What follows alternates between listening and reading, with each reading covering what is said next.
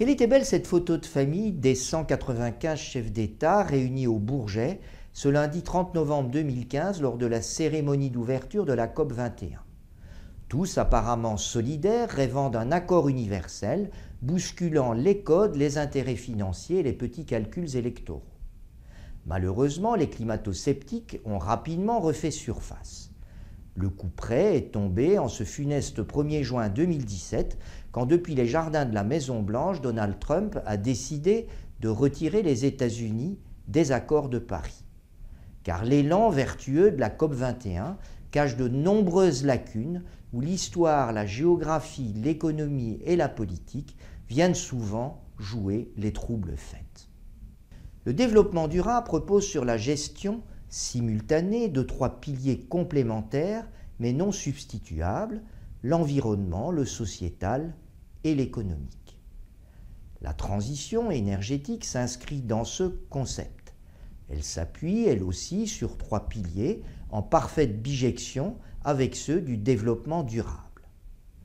La problématique climatique est environnementale, la sécurité énergétique est sociétale, la compétitivité des entreprises est économique. La solution à la problématique climatique repose sur la réduction de l'intensité énergétique et le déplacement des énergies fossiles vers des énergies décarbonées. La tendance actuelle nous conduit en 2050 à une augmentation de température de 3 degrés. Pour la maintenir à 2 degrés, il faudrait par rapport à la tendance actuelle réduire les émissions de 575 milliards de tonnes de CO2 et ramener la valeur annuelle de 35 milliards de tonnes à 25 milliards de tonnes.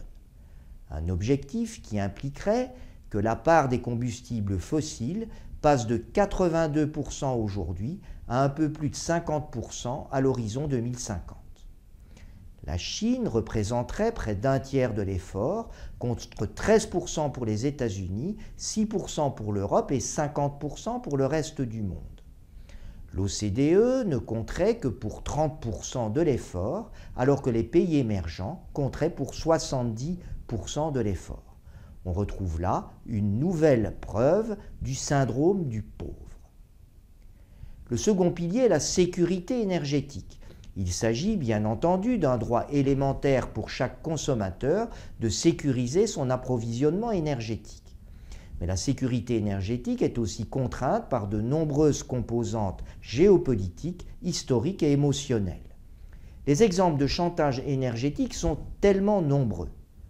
Celui du grand frère indien sur le petit poucet népalais, parfois en quête d'émancipation politique. Sans aucune ressource ni accès à la mer, sa seule alternative serait d'importer du fioul chinois à travers l'Himalaya. Le bruit de bottes russes et coupures de gaz face à la volonté d'émancipation du petit frère ukrainien désirant se rapprocher de l'Union européenne. Les relations historiques tumultueuses entre la Russie et la Pologne, conduisant cette dernière à privilégier son charbon face à un gaz russe souvent jugé infréquentable.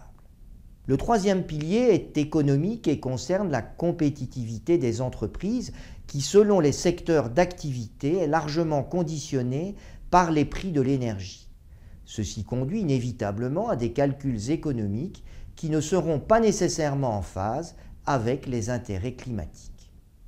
En considérant que les accords de Paris n'étaient favorables ni à la sécurité énergétique américaine, ni aux entreprises américaines, ni aux travailleurs américains, et encore moins aux contribuables américains, le président Trump a de facto hypertrophié les piliers sécurité-compétitivité aux dépens du pilier climat.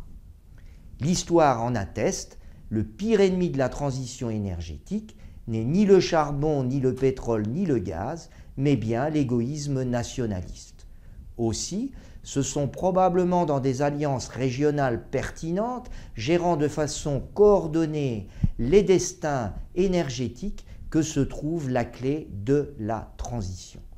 Une Europe fédérale représente sur ce point un laboratoire d'exception. Vous trouverez les informations détaillées dans mon dernier ouvrage « Croissance, énergie, climat, dépasser la quadrature du cercle » paru aux éditions de Bouc Supérieur. Il est disponible en librairie et sur le net. Je vous donne rendez-vous lundi prochain pour un nouvel épisode. Nous y parlerons de la transition énergétique aux États-Unis.